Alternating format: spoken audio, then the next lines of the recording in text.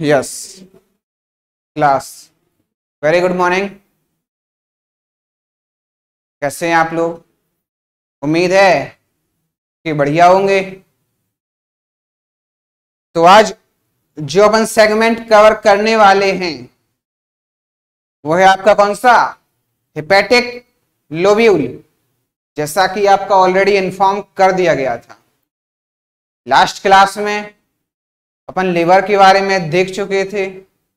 Liver is the largest gland in our body. ये आपको तुरंत ही याद आ गया होगा। लिवर के बारे में अपन देख चुके थे। हेपेटिक लोब्यूल के बारे में आज पढ़ने वाले हैं। उसके पहले welcome to KCI, welcome to the world of science. विज्ञान की दुनिया में आपका स्वागत है।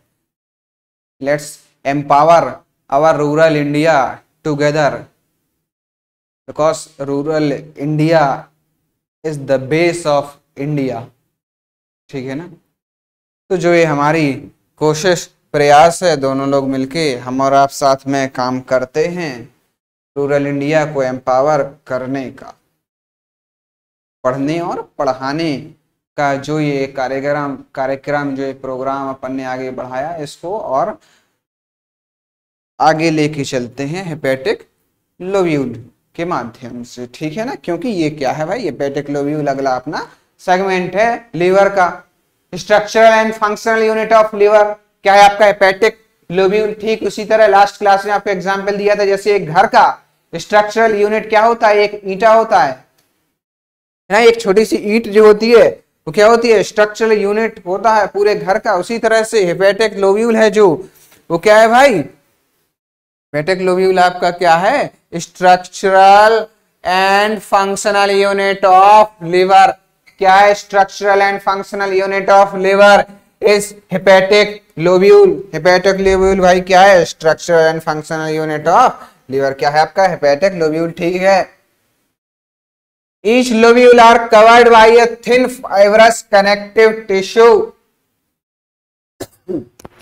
Sorry, क्या है? Each lobules are covered by a thin fibrous connective tissue sheath called as Gleason's capsule. क्या? कौन सा कैप्सूल भाई? Gleason's capsule। वो कैप्सूल है जो आप खाते हैं। ठीक है ना? कौन सा कैप्सूल है भाई? Gleason's capsule. ठीक है ना? क्या कह रहा है? जो स्ट्रक्चरल एंड फंक्शनल यूनिट है लीवर का, यानी कि क्या हेपेटिक लोब्यूल है, जो वो किससे कवर अप होता है? एक बहुत ही पतली थिन फाइबरस टिश्यू से, फाइबरस कनेक्टिव टिश्यू से कवर अप होता है, जिसको ही क्या बोल रहे हैं अपन? ग्लीसंस कैप्सूल। जिसको ही क्या बोल रहे हैं भाई आप? ग्लीसंस कैप्सूल। ठीक है ना? हाँ। उसके बाद देखेंगे क्या? Each hepatic lobule is consist of radial rows of hepatic cells that is called hepatocytes। यानी कि each hepatic lobule भाई, मान लो ये आपका लीवर है ऐसा, ठीक है, मान लो। ठीक है ना? तो इसमें क्या है भाई? स्ट्रक्चरल एंड फंक्शनल यूनिट बने होंगे। ये आपका लो ऐसा मान लिया मैंने, ये ऐसा मैंने बना दिया ये। ठीक है, तो इसको आपने क्या मान लिया भाई? हेपेटिक लोब्यूल मान लिया। क्या मान लिया? Hepatic lobule.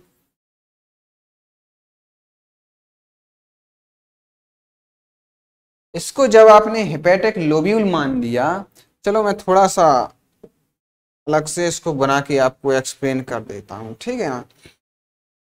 देखो भाई, मान लो ये है आपका क्या है? लीवर है।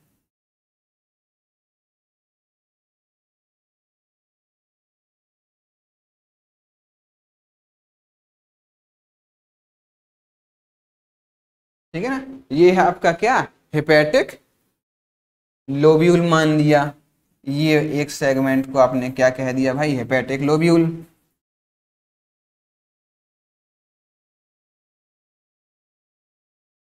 ठीक है ना? अब देखिए इसमें क्या होता है। ऐसे हेपेटिक सेल्स अरेंज होती हैं, है ना? कैसे? ऐसे हेपेटिक सेल्स अरेंज होती हैं, ठीक है। रेडियल रोस, ये रो बनाती हैं आपस में, लो ऐसे ये रोस बन गई कि नहीं बन गई? ठीक है भाई, ये आपस में रो बन गई कि नहीं बन गई पूरी? ये लो एक रो बन गई, ठीक है। ऐसे ही यहाँ पे होगी, ऐसे ही रो बन गई।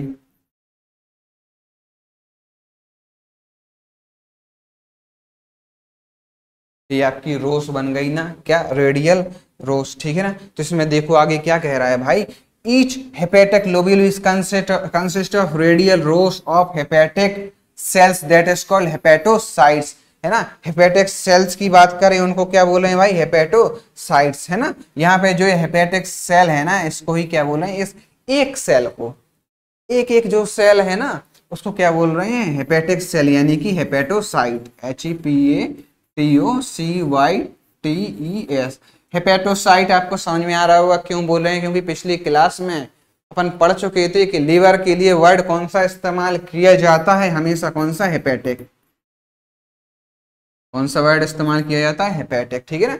तो हेपेटिक सेल्स यानी कि भाई लीवर सेल, हेपेटिक का मतलब क्या है? लीवर सेल्स, उनको क्या बोल रहे हैं भाई? हेपेटोसाइट्स बोल रहे हैं। क्या बोल रहे हैं उनको? हेपेटोसाइट्स। ये चीज यहाँ पे आपको बात क्लियर हो गई, ठीक है ना। अब बात अगर अपन इस रेडियल रोस की, अपन ने वहां देखा था जो ये ऐसी रो बन गई थी, जहाँ पे ऐसे सेल अरेंज थी, ऐसे सेल अरेंज थी, इन्हीं रोस को क्या बोल रहे हैं भाई? Hepatic cord.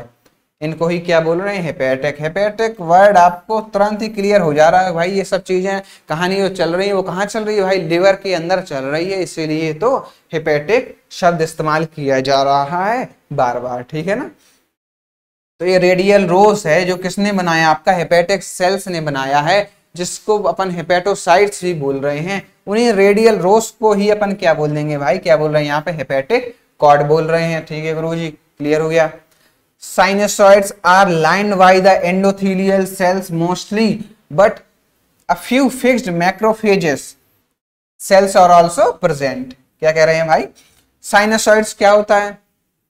Sinusoids जो दो सेल्स के या फिर दो कॉर्ड्स के बीच में, आपस में उनके बीच में जो खाली जगह उपस्थित होती है ना, खाली जगह, वो उनको बोलते हैं क्या? साइनोसॉइड्स, ठीक है ना। आप तुरंत ही जैसे साइनोसॉइड शब्द ही आए, आपको तुरंत दिमाग में क्लियर हो जाना चाहिए कि एक कैविटी है, खाली जगह है, जहां पे क्या है? ब्लड, यानी कि आपका रक्त, खून भरा हुआ रहता है, या फिर जहां से बहता रहता है, जहां से ब्लड फ्लो करता है, इनको क्या बोलते हैं आप? साइनोसॉइड्स बोलते हैं, ठीक है ना। तो क्या कह रहा है? Sinusoids are lined by the endothelial cells mostly, ज्यादातर उसमें क्या होते हैं भाई? एंडोथेलियल सेल्स होते हैं, but a few fixed macrophages are also present. एक नई टाइप ऑफ सेल्स इंट्रोड्यूस हुई है भाई, कौन सी? मैक्रोफेजिक सेल्स, है ना। मैक्रोफेजिक सेल्स क्या होती है? आपकी फैगोसाइटिक सेल्स होती हैं।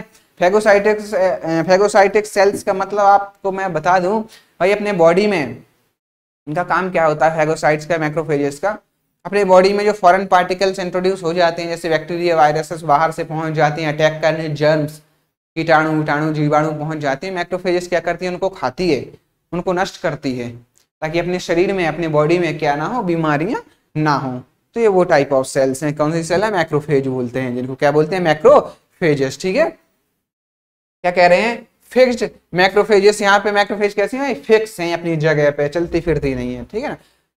Fixed macrophagic cells are present, this are called Kupffer cells, ठीक है ना।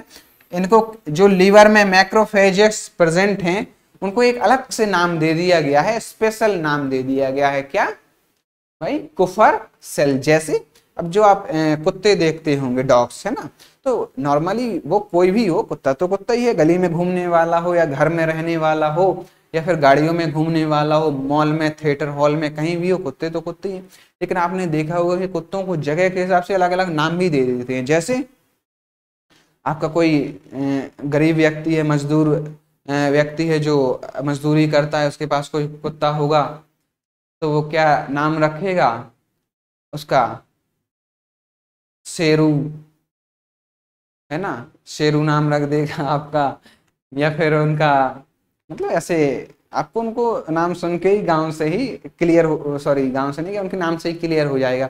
बाय चांस अगर कुत्ते का नाम है आपका टॉमी हो गया, है ना, या फिर टॉमी हो गया, तो आपको एक पता चल जाएगा कि अच्छा चलो इंग्लिश नाम है, ये थोड़ा सा अच्छा कुत्ता होगा।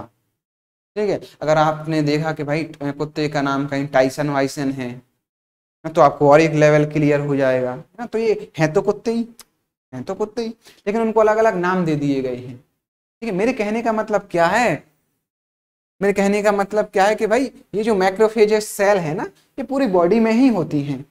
क्योंकि जरूरी थोड़ी है कि जो भी जर्म्स आएंगे, फॉरेन पार्टिकल्स, कीटाणु, बैक्टीरिया, वायरस आएंगे वो सिर्फ लीवर में ही जाएंगे, पूरी बॉडी में कहीं भी जा सकते हैं। ठीक है, तो मैक्रोफेजेस एक कॉमन नाम है, मैक्रोफेजेस सेल्स पूरी बॉडी में प्रेजेंट होती हैं हर जगह, लेकिन जो ये आपके लिवर में प्रेजेंट होती है मैक्रोफेजेस सेल, उनको अलग से नाम दे दिया गया है, क्या, कुफर सेल्स। अलग से उनको क्या नाम दे दिया गया है, कुफर सेल्स। ठीक है ना। हाँ हाँ, कुत्तों से क्या नाम, बहुत सारे लोगों के नाम, कुत्तों के नाम से मुझे याद आ गया कि क्या नाम, कुछ लोगों के शेरू हो गया, शेरा हो गया, कालू हो गया, ये इस तरीके के नाम भी बहुत रखे जाते हैं। ठीक है ना। सारी क्लास के पे डाइजेस्टिव सिस्टम पढ़ा रहे हो कुत्तों के बारे में। ठीक है ना। देखो क्या, fixed macrophages cells are also present, क्या fixed macrophagic cells are also present, these are called Kupffer cells। क्या है, these are called कौन सी सेल्स भाई साहब, Kupffer cells। ठीक है ना। these are phagocytic cells। भाई phagocytic cells मैंने बताया था क्या मतलब होता है, phagocytic cells का मतलब होता है भाई जो बैक्टीरिया वायरस को सीधे एनगल्फ कर लेती हैं, सीधे खा जाती हैं। ठीक है, उनको क्या बोलते हैं भाई, phagocytic cells क्या कर लेती हैं, एनगल्फ कर लेती हैं। क्या कर लेती हैं भाई, एनगल्फ कर लेती हैं। ठीक है ना। हाँ, उसके बाद आप देखेंगे क्या, द बाइल कैनालिकुली। ठीक है, कैनालिकुली नहीं, कैनालिकुली। क्या, the bile canaliculi run in between the two layers of the cell in each cord, है ना। जो मैंने आपकी कॉर्ड बताई थी उनके बीच में जो खाली जगह होती है उनको क्या बोल रहे हैं, बाइल कैनालिकुली। ठीक है, in between the two layers of each cell in each cord। ठीक है ना, hepatocyte, hepatic sales spore bile into the canaliculi. ठीक है ना। अब इसका सीक्रेशन क्या होता था भाई, बाइल होता है, ये मैंने बताया था। अब देखो ये आपकी जो हेपेटोसाइट्स हैं, हेपेटिक सेल हैं, इनके बीच में आप देख पा रहे हैं खाली जगह है, ये है ना, ये खाली जगह है ना यहाँ पे ये। तो भाई ये हेपेटोसाइट्स क्या करती हैं, ये जो हेपेटिक सेल आपको दिख रही हैं, ये क्या करती हैं, अपना सीक्रेशन इसी बाइल कैनालिकुली में डाल देती हैं। ये बीच में जो भी जगह होती है ना इनकी, इसमें डाल देती हैं। ठीक है ना।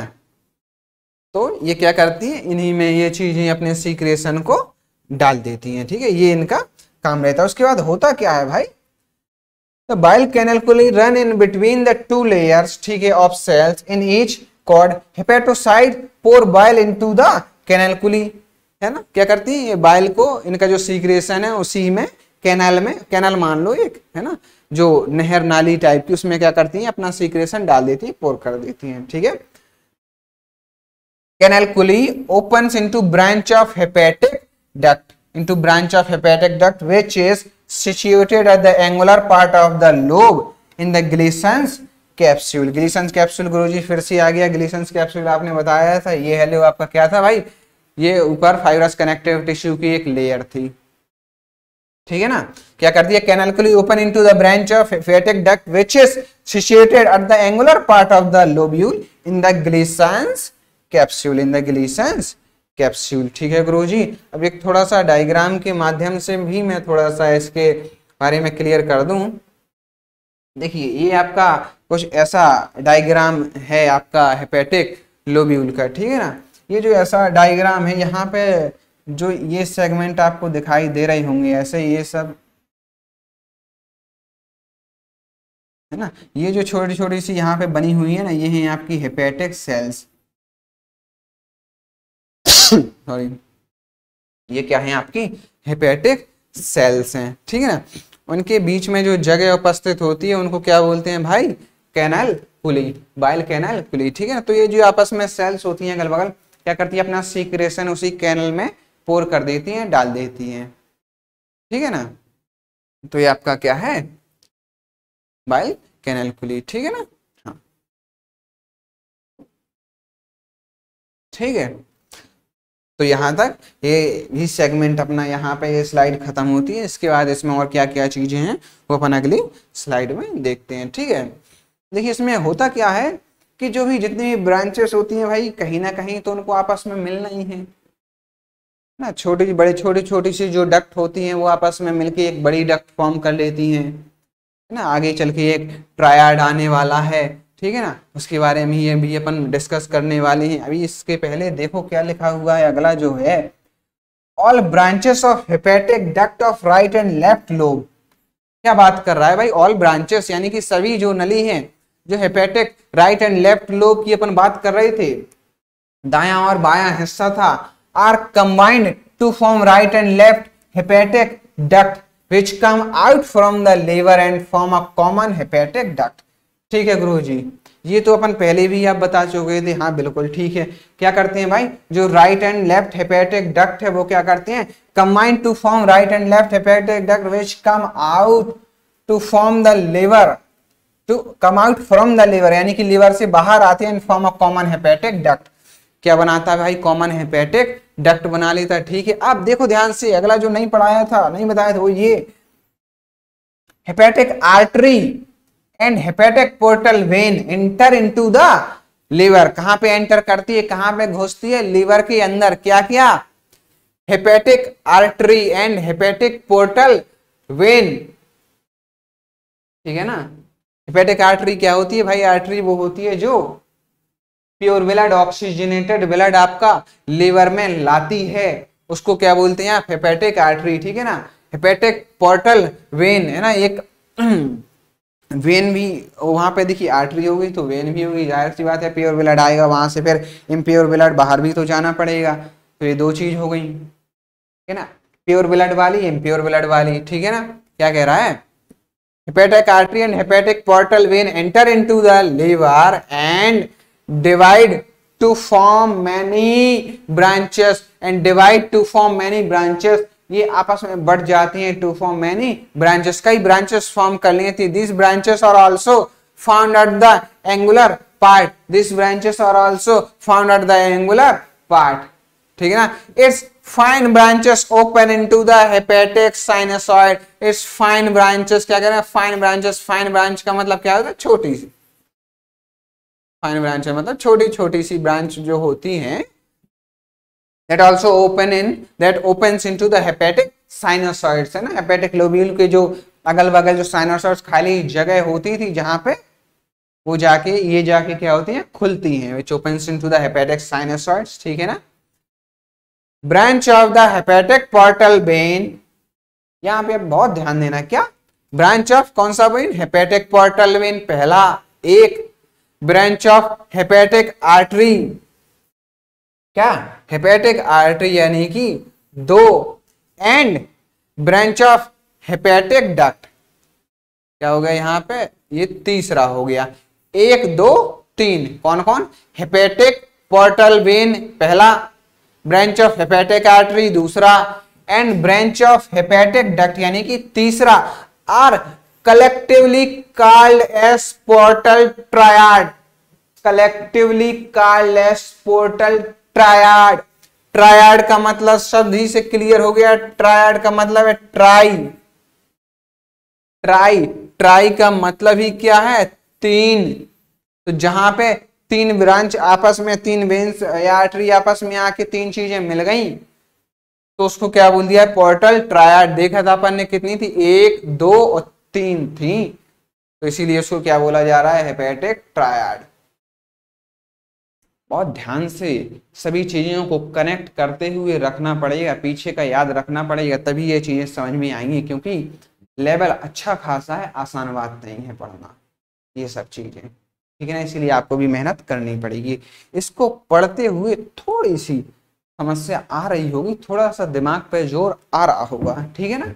तो थोड़ा सा जोर आ रहा है तो ये समझना कि आप बहुत अच्छी चीज पढ़ रहे हैं, अच्छे लेवल की चीज पढ़ रहे हैं, घबराना नहीं है, ठीक है ना, मेहनत करो। नेक्स्ट देखो क्या है, all hepatic sinusoids open into central vein or intralobular vein through fine aperture। ठीक है ना, through fine aperture। इसको एक बार रीडिंग कर लो पूरा, फिर एक्सप्लेन कर देते हैं। ठीक है, all central vein combine to form a hepatic vein which comes out from the liver and opens into the inferior vena cava। ठीक है ना, देखो पहले ऊपर वाला सेगमेंट देख लेते हैं क्या कह रहा है। All hepatic sinusoid open into central vein और इंट्रालोब्यूलर वेन थ्रू फाइन अपर्चर। भाई ये कौन सा सेंट्रल वेन की बात कर रहा है? सेंट्रल वेन क्या है, ये कौन सी सेंट्रल वेन की बारे में बात कर रहा है? तो देखो यहां पे क्या होता है, जो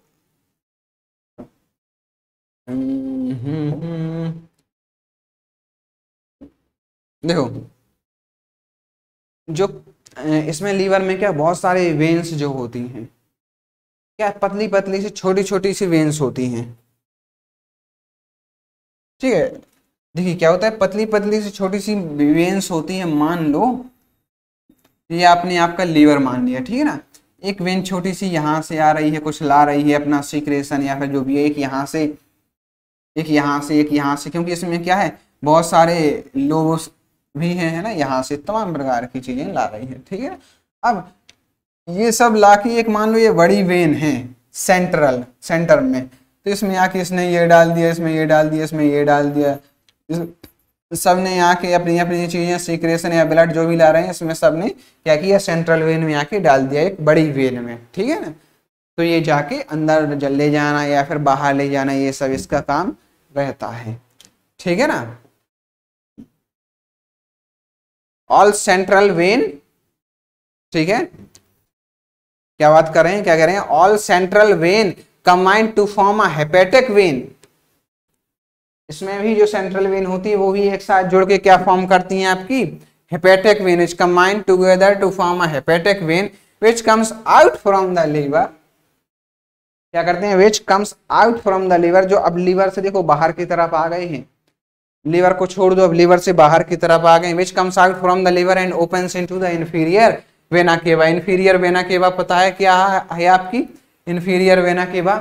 आप जब हार्ट पढ़ेंगे ना, हार्ट पढ़ेंगे तो एक होता है सुपीरियर वेना केवा, एक होता है इंफीरियर वेना केवा, है ना, जो नीचे की तरफ खुलती है, उसमें जाके ये अपना सीक्रेशन ब्लड जो भी है उसमें पोर कर देता है, उसमें डाल देता है। अब हार्ट की वेन में क्यों डालता है, क्योंकि हार्ट ही तो मेन ऑर्गन है, पंपिंग सिस्टम है, pumping system of our body, जो पूरी बॉडी में चीजें भेजेगा और जो लीवर लंग्स में भी अपना भेज देता है डीऑक्सीजनेटेड ब्लड को, किसके लिए, ऑक्सीजनेशन के लिए, शुद्धिकरण के लिए। ठीक है ना, हाँ, ये बाबा निराला वाला शुद्धिकरण नहीं है ना, आश्रम। ठीक है ना, क्या है, which comes out from liver and opens into inferior vena cava। ठीक है ना, superior vena cava, inferior vena केवा, आयोटा, फलाना ढिमकाना, जो भी हार्ट के बारे में जो भी अपन वो प्रॉपर सर्कुलेटरी सिस्टम में बहुत अच्छे से डीपली पढ़ेंगे। ठीक है ना, तो यहां तक की चीजें, ये चीजें काफी बढ़िया तरीके से आपको क्लियर हो गई होंगी। ठीक है ना, नेक्स्ट देखते हैं अपन, अब लीवर का अपन ने जो भी स्ट्रक्चर था वो बहुत डिटेल में, बहुत डीपली, बहुत बढ़िया तरीके से अपन ने पढ़ लिया है। अब अपना आ जाता है क्या, फंक्शन ऑफ लीवर। भाई लीवर के फंक्शन क्या क्या होते हैं, भाई क्या क्या काम होता है उसका, क्या क्या काम करता है आपका लीवर। ठीक है गुरुजी, फंक्शन ऑफ लीवर, पहला फंक्शन क्या है, most of the biochemical function of body are done by liver. Most of the biochemical मतलब biological as well as chemical, biological and chemical, most of the biological and chemical functions of the body are done by इसके through liver. ये इसका function, ये एक basic line आपको बता दी। पहला function इसके बारे में बात करें क्या, secretion and synthesis of bile. ये तो भाई गुरुजी अपन ने पहले भी पढ़ा है कि ये क्या सीक्रेट करता है, भाई बाइल का सीक्रेशन करता है। किसका, बाइल का। बाइल है क्या, पता है क्या बाइल, बाइल क्या है, डाइजेस्टिव जूस उसका है ना, डाइजेस्टिव जूस कह लो उसको। बहुत ज्यादा दिमाग नहीं लगाना, ठीक है ना। हाँ, जितना बताया जा रहा है सिर्फ उतना ही दिमाग लगाना, ठीक है। आंख बंद करके, आंख बंद करके उतना ही दिमाग लगाना, ठीक है ना। देखो डाइजेस्टिव जूस क्या है आपका, बाइल, ये क्या है आपका सीक्रेशन ऑफ, है ना ठीक है, ये सीक्रेशन है, ठीक है ना। तो नेक्स्ट सेकंड पॉइंट क्या है, कार्बोहाइड्रेट मेटाबॉलिज्म। इसका दूसरा भी फंक्शन क्या है, carbohydrate metabolism. The main centre of carbohydrate metabolism is liver. जहां पे कार्बोहाइड्रेट का क्या होता है, मेटाबॉलिज्म। अभी मेटाबॉलिज्म है क्या भाई,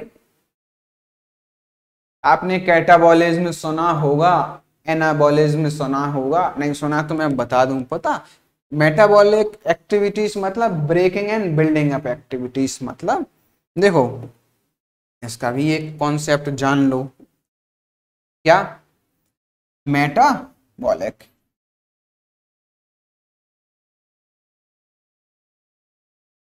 ना मेटाबॉलिक एक्टिविटी जो भी होती है वो क्या होती है, पता है मेटाबॉलिक किससे बना हुआ होता है,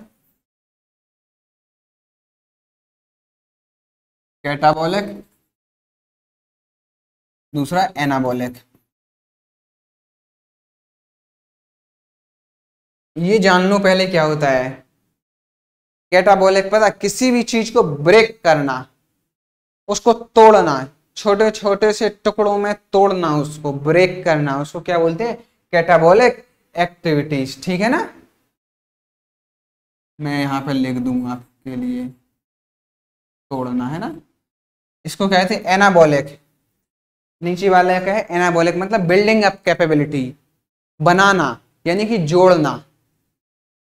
ऊपर वाला क्या है, तोड़ना, नीचे वाला क्या है, बनाना या फिर जोड़ना, क्या बनाना, है ना, यानी कि बिल्डिंग अप।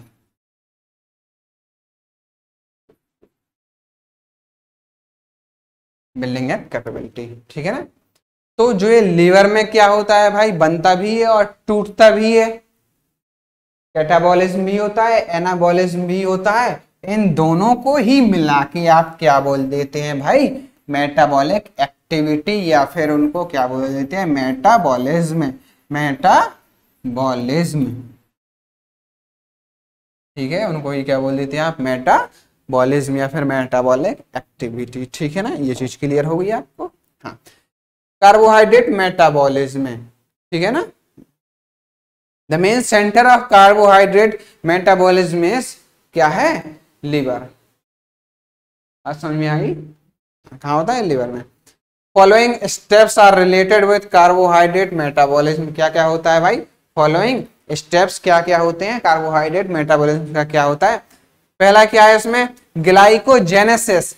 जेनेसिस शब्द ही आया है कहां से, सिंथेसिस से। सिंथेसिस, ये जेनेसिस, इसका मतलब क्या होता है, बनना, जनरेट होना, बनना, किसी भी चीज का बनना, उसको क्या बोलेंगे, जेनेसिस, ठीक है। तो शब्द पे ध्यान दो थोड़ा, क्या ग्लाइकोजेनेसिस। तो एक वर्ड यहां से अगर इसका संधि विच्छेद कर लो, बांट लो, क्या ग्लाइकोजेन को अलग निकाल दो, है ना, इसका ग्लाइकोजेन को अलग निकाल दो, तो क्या कह रहा है, ग्लाइकोजेनेसिस यानी कि ग्लाइकोजेन का एसिस, एसिस मतलब सिंथेसिस, किसका, ग्लाइकोजेन का, मतलब ग्लाइकोजेन का बनना। किससे बनता है भाई, अब आगे देख लो। The conversion and storage of extra amount of glucose, किसका भाई, जो भी ग्लूकोज होता है आपका, extra amount of glucose C6H12O6 जो होता है, एक्स्ट्रा अमाउंट ऑफ ग्लूकोज होता है, that turns into glycogen, that turns into glycogen. तो क्या मैंने पहले ही नहीं बताया आपको, क्या फॉर्मेशन ऑफ ग्लाइकोजन यानी कि synthesis of glycogen is called glycogenesis, ठीक है ना। हाँ, conversion and storage of extra amount of glucose into glycogen, यानी कि ग्लूकोज के फॉर्म में एज इट इज नहीं रह सकता है ना, बहुत ज्यादा अमाउंट में बॉडी में, क्यों नहीं रह सकता है, क्योंकि अगर ग्लूकोज ब्लड में ज्यादा बढ़ जाएगा ना तो शुगर का लेवल बढ़ जाएगा, फिर आपको शुगर या फिर डायबिटीज की शिकायत होने लगेगी, ठीक है ना। तो इसीलिए क्या करता है भाई, ग्लूकोज को किसके फॉर्म में, कन्वर्ट करा लेता है लीवर, ग्लाइकोजन के फॉर्म में कन्वर्ट करा लेता है और ग्लाइकोजन के फॉर्म में भी उसका क्या हो जाता है भाई, स्टोरेज करता है, यानी कि उसको स्टोर कर लेता है। ठीक है, the main stored food on the liver is glycogen. भाई लीवर में जो मेन स्टोरेज है, मेन स्टोर्ड फूड है, वो कौन सा है भाई, क्या है, ग्लाइकोजन। ग्लाइकोजन क्या है, इसका मेन स्टोरेज है। ठीक है ना, किसका, लीवर का। नेक्स्ट पॉइंट देखेंगे क्या, ग्लाइकोजिनोलाइसिस। लाइसिस शब्द जहां पे आ गए तो वहां पे आपको तुरंत क्लिक हो जाना चाहिए दिमाग में। लाइसिस का मतलब है तोड़ना, ब्रेकिंग डाउन, टूटना, उसको क्या कहते हैं, लाइसिस। तो क्या कह रहा है, ग्लाइकोजिनोलाइसिस। ठीक है ना भाई साहब, ग्लाइकोजिनोलाइसिस मतलब शब्द निकालो यहां से, क्या ग्लाइकोजन निकल रहा है, ग्लाइकोजिनोलाइसिस, ग्लाइकोजन संधि विच्छेद करोगे तो लाइसिस अलग आ जाएगा और ग्लाइकोजन अलग आ जाएगा। तो ग्लाइकोजन का लाइसिस हो रहा है, यानी कि ग्लाइकोजन टूट रहा है। भाई ग्लाइकोजन अब किसके फॉर्म में स्टोर हुआ था भाई, शुगर ही तो स्टोर हुई थी, कार्बोहाइड्रेट ग्लाइकोजन के फॉर्म में। अब टूटेगा तो फिर से शुगर बनेगी, कार्बोहाइड्रेट बनेगा। पता क्यों टूटेगा, ग्लूकोज बनेगा ना। क्यों टूटेगा, क्योंकि भाई बॉडी में रिक्वायरमेंट पड़ रही होगी, जरूरत पड़ रही होगी। जब ज्यादा हो रहा था तो इसने अपने पास रख लिया ग्लाइकोजन के फॉर्म में। जब ब्लड शुगर लेवल ब्लड में कम होने लगा तो इसने तोड़ के वापस से शुगर के फॉर्म में, ग्लूकोज के फॉर्म में ब्लड में भेज दिए ताकि वो बैलेंस बना रहे। देखो क्या कह रहा है, glycogenolysis the conversion of glucose into glucose again. Conversion of किसका, ग्लूकोजन का, किसमें, ग्लूकोज में। Again when glucose level in blood falls down is called glycogenolysis. भाई जब ब्लड लेवल क्या होता है, ब्लड में ग्लूकोज लेवल गिरने लगता है तो वापस से ग्लाइकोजन किसमें कन्वर्ट हो जाता है, आपका ग्लूकोज में। ग्लाइकोजन किसमें कन्वर्ट हो जाता है, आपका ग्लूकोज में, है ना। ग्लाइकोजन आपका किसमें कन्वर्ट हो जाता है भाई, ग्लूकोज में कन्वर्ट हो जाता है जब अपनी बॉडी में ब्लड शुगर लेवल कम हो जाता है, रिक्वायरमेंट होती है, उसी को क्या बोलते हैं भाई, ग्लाइकोजिनोलाइसिस बोलते हैं। नेक्स्ट देखो, ग्लूको क्या लिखा है, ग्लूकोनियोजेनेसिस। ग्लूकोनियोजेनेसिस मतलब भाई ग्लूकोजन का फॉर्मेशन तो हो रहा है। ठीक है, क्या हो रहा है, ग्लूकोजन का देखो ग्लूकोनियोजेनेसिस, इसको तोड़, नियो का मतलब पता है क्या है, न्यू। मैं सभी चीजों का word to word break down करके एक एक चीज बहुत ध्यान से एक्सप्लेन करते हुए चल रहा हूँ। बहुत ध्यान से सुनना, कॉन्सेप्ट क्लियर हो जाएगा, पूरी जिंदगी याद रहेगा, दोबारा पढ़ने की कभी जरूरत नहीं पड़ेगी, भूलोगे नहीं। जिंदगी में कभी बुढ़ापे तक अपने बच्चों को भी पढ़ाओगे, अपने नाती को भी पढ़ाओगे, सेम चीजें बिना पढ़े। ठीक है ना, क्या कह रहा है, वर्ड टू वर्ड उसको तोड़ना सीख जाओगे तो आ जाएगा सब कुछ। कह रहा है ग्लूकोनियोजेनेसिस। जेनेसिस का मतलब मैंने आपको बताया है क्या भाई, जेनेसिस का मतलब सिंथेसिस, और नियो का मतलब न्यू यानी कि नया, ग्लूको का मतलब साफ साफ है क्या, ग्लूकोस। ठीक है ना, तीन चीजें हो गई, एक शब्द से आपको क्लियर हो गया क्या, ग्लूकोस। नियो से आपका आ गया क्या, न्यू। दूसरा आ गया क्या, सिंथेसिस यानी कि बनना। ठीक है, देख लो अब आगे क्या है। At the time of need, जरूरत के समय पे, liver convert non carbohydrate compounds. भाई जो कंपाउंड्स एक्स्ट्रा होते हैं, नॉन कार्बोहाइड्रेट कंपाउंड होते हैं, जरूरत के समय में, इमरजेंसी में नहीं है तो भाई क्या है, मजबूरी में कुछ ना कुछ तो करना पड़ेगा। महाराणा प्रताप जब हल्दी घाटी का युद्ध लड़ रहे थे और वहां से जंगल में बहुत समय तक रहे, तो eight the time of need, जरूरत के समय पे उन्हें बहुत समय तक जंगल में जीवित रहने के लिए क्या खाया था, घास की रोटी बना बना के खाई होंगी, इतिहास में आपने पढ़ा होगा। तो भाई मजबूरी थी, है ना, स्वाभिमान की बात भी थी। देखो क्या होता है कि at the time of need liver convert non carbohydratic compounds जैसे कि अमीनो एसिड, फैटी एसिड्स हो गए, इनटू ग्लूकोज, इनटू ग्लूकोज। भाई किस में बदल देता है, ग्लूकोज में बदल देता है। इसी प्रोसेस को क्या बोलते हैं, ग्लूकोनियोजेनेसिस। नए सब्सटेंस से ग्लूकोज का फॉर्मेशन, नए इसीलिए क्योंकि ये एमिनो एसिड और फैटी एसिड क्या है, नॉन कार्बोहाइड्रेटिक सब्सटेंस है। जनरली कार्बोहाइड्रेटिक कंपाउंड जो होते हैं उनसे ही ग्लूकोज का फॉर्मेशन होता है, लेकिन यहाँ पे कुछ अलग हो रहा है, इसीलिए वहां पे नियो का इस्तेमाल कर लिया है, नियो शब्द लगा दिया है। ठीक है ना, ये पॉइंट आपको क्लियर हो गया होगा। ठीक है, इसमें जो लास्ट है वो क्या है, ग्लाइकोनियोजेनेसिस। ठीक है ना, दो, ये थर्ड और फोर्थ, ये थर्ड है, ये फोर्थ, ध्यान से देखना क्या है, ये ग्लूकोनियोजेनेसिस, ये ग्लाइको, ग्लूको का मतलब क्या है भाई, ग्लूकोस, ग्लाइको का मतलब क्या है, ग्लाइकोजन। ठीक है, ग्लूको का मतलब है ग्लूकोस, ग्लाइको का मतलब है ग्लाइकोजन। फोर्थ है जो क्या है, gluconeogenesis, synthesis of glycogen from lactic acid. भाई सिंथेसिस ऑफ क्या है, ग्लाइकोजन है ना, ग्लाइकोनियोजेनेसिस। जनरली ग्लाइकोजन का फॉर्मेशन आपने यहाँ पे देखा होगा, ये लो पहला पॉइंट में देखा था, क्या है, ग्लाइकोजन का फॉर्मेशन हो रहा था भाई, वो किससे हो रहा था भाई, एक्स्ट्रा अमाउंट ऑफ ग्लूकोज से हो रहा था जनरली, लेकिन यहाँ पे किससे हो रहा है, लैक्टिक एसिड से हो रहा है, यानी कि नया चीज आ गई है, इसीलिए ग्लाइकोजन के साथ भी नियो शब्द इंक्लूड कर दिया गया है। क्या बोल रहे हैं, ग्लाइको नियो सिंथेसिस या नियोजेनेसिस। ठीक है, synthesis of glycogen from lactic acid, from क्या, lactic acid, from lactic acid. ठीक है ना, इसीलिए इनका क्या है भाई, उसमें नियो शब्द भी लगा दिया गया है। ठीक है ना, बात समझ में आ गई। ये आपके यहाँ पे लीवर के बहुत खास तरीके से, अच्छे तरीके से 3-4 फंक्शन अपन ने देख लिए। अगला क्या है भाई, स्टोरेज ऑफ फैट। अगला फंक्शन क्या है लीवर का, क्या है, स्टोरेज ऑफ फैट। क्या कह रहा है भाई, लीवर का इन स्मॉल अमाउंट में क्या करता है भाई, स्टोरेज करता है किसका, फैट का भी। ये भी लीवर का एक काम है, क्या, स्टोरेज ऑफ फैट, यानी कि फैट को स्टोर करना। ठीक है गुरुजी, नेक्स्ट, डीअमीनेशन एंड यूरिया फॉर्मेशन, ये भी एक फंक्शन है, क्या, डीअमीनेशन। डीअमीनेशन क्या होता है भाई, अमाइन ग्रुप को निकाल देता है, अमाइन ग्रुप जो भी होता है ना, उसको क्या करता है, निकाल देता है। Deamination and urea formation, deamination of amino acid. Amino acids का जब अपन स्ट्रक्चर बनाएंगे तो उससे क्या करता है भाई, एमिनेशन अगर हो रहा है तो मतलब क्या होता है, अमाइन ग्रुप का जोड़ना है। NH2 का क्या हो रहा है भाई, एड अप हो रहा है, तो उसको क्या बोलेंगे, एमिनेशन।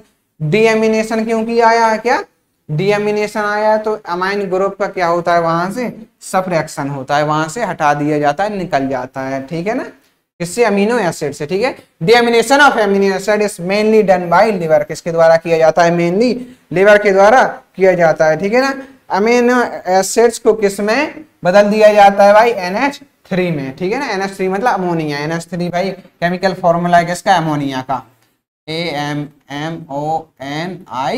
अमोनिया का क्या है, ये केमिकल फॉर्मूला है। ठीक है, नेक्स्ट देखेंगे क्या है, लिखा है लिवर कन्वर्ट्स अमोनिया, ब्रैकेट में लिखा है क्या, more toxic into urea that is less toxic.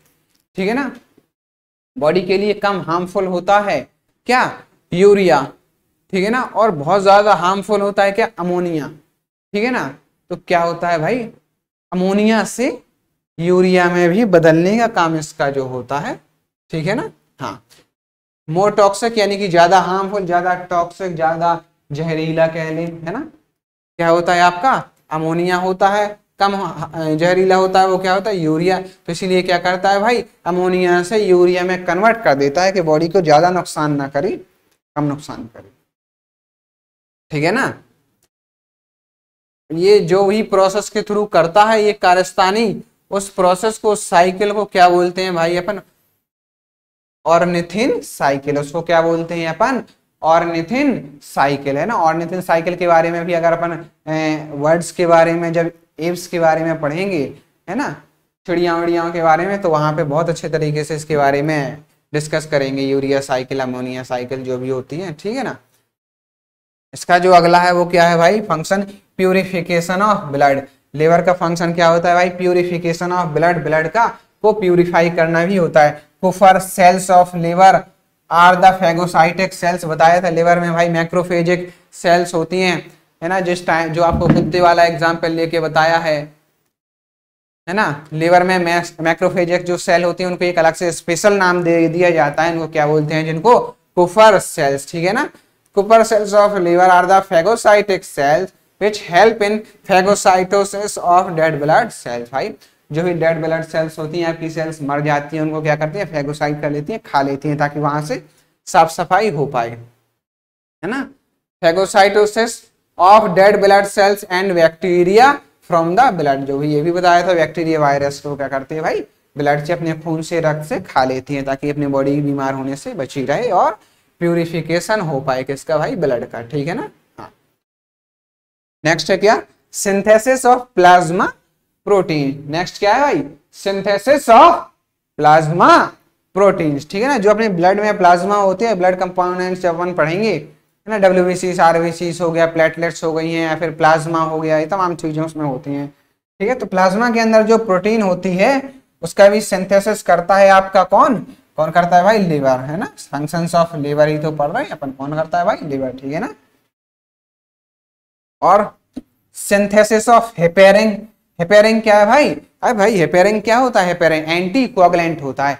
अपने शरीर में, है ना, अपने शरीर में खून अंदर बहता रहता है, एक पार्ट से दूसरे पार्ट तक, वो अपने बॉडी से ब्लड कभी जमता नहीं है, ऐसा कोगुलेट तो नहीं होता ना, जम थोड़ी जाता है शरीर में, वो इसीलिए ही नहीं जमता है, क्यों, क्योंकि क्या होता है भाई, अपना लीवर क्या करता है, हेपेरिन का सिंथेसिस करता रहता है, हेपेरिन को बनाता रहता है। हेपेरिन क्या है आपका, नेचुरल एंटी कोगुलेंट, है ना, प्राकृतिक एंटी कोगुलेंट है, जो अपने ब्लड को जमने से, ब्लड का थक्का बनने से बचाता है ना, ताकि वो ब्लड बहता रहे बराबर, जहां जहां जरूरत है वहां वहां पहुंचता रहे। तो हेपेरिन का फॉर्मेशन भी आपका कौन करता है भाई, लिवर करता है, ठीक है।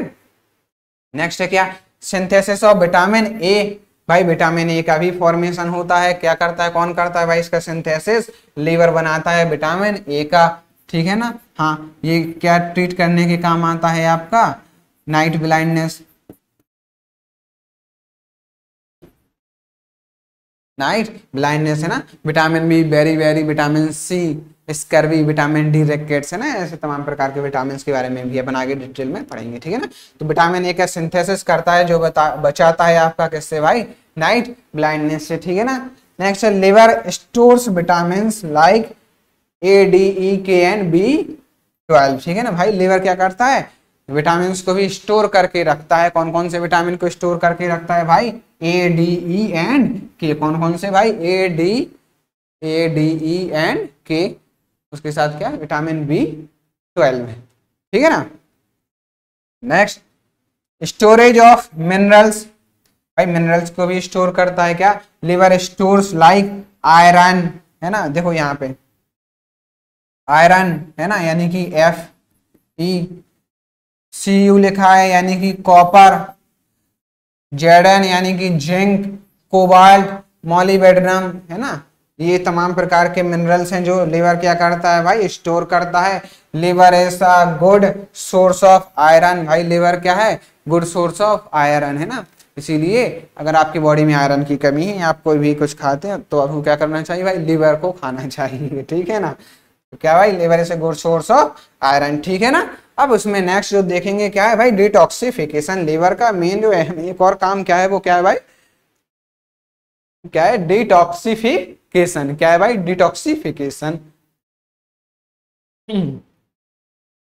Conversion of toxic substances into non toxic substances is done by liver. भाई क्या करता है, जो भी टॉक्सिक सब्सटेंस होते हैं उनको कन्वर्ट करता है नॉन टॉक्सिक सब्सटेंस। जैसे अपन ने आगे पढ़ा, अमोनिया को यूरिया में बदल रहा था, अमोनिया को किस में बदल रहा था, यूरिया में बदल रहा था। ये इसी का एक एग्जाम्पल है, किसका एग्जाम्पल है ये भाई, डिटॉक्सिफिकेशन का, है ना।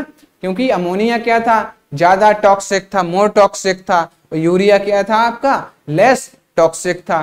तो ये काम आपका कौन क्या करता है भाई, कौन करता है, लिवर करता है, क्या, डिटॉक्सिफिकेशन का, ठीक है ना। Conversion of more toxic substance into non toxic substances done by liver, ठीक है ना।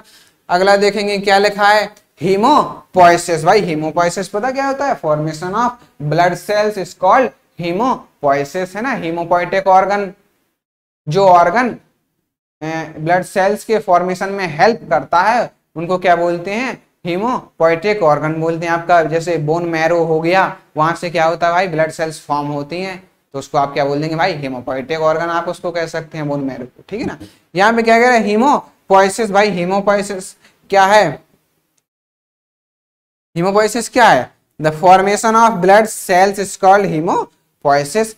इन embryonic stage RBC and WBC are found by liver. भाई एम्ब्रियोनिक स्टेज कौन सी होती है पता है आपको, एम्ब्रियोनिक स्टेज वो होती है जिस टाइम पे जो बच्चा होता है फीमेल के बॉडी के अंदर होता है, फीमेल के अंदर होता है, यूट्रस में होता है, जो बच्चा जब जन्मा नहीं होता है ना, वो उसकी एम्ब्रियोनिक स्टेज होती है, ठीक है ना। प्रेगनेंसी जिस टाइम पे हुई है, जिस टाइम पे फीमेल ने कंसीव किया है ना, उसके थोड़े दिनों के बाद जो स्टेज आती है वो कौन सी होती है आपकी, एम्ब्रियोनिक स्टेज। पहली स्टेज जो आती है वो जाइगोटिक स्टेज होती है, उसके बाद जो स्टेज आती है वो कौन सी आती है भाई, एम्ब्रियोनिक स्टेज आती है, ठीक है ना।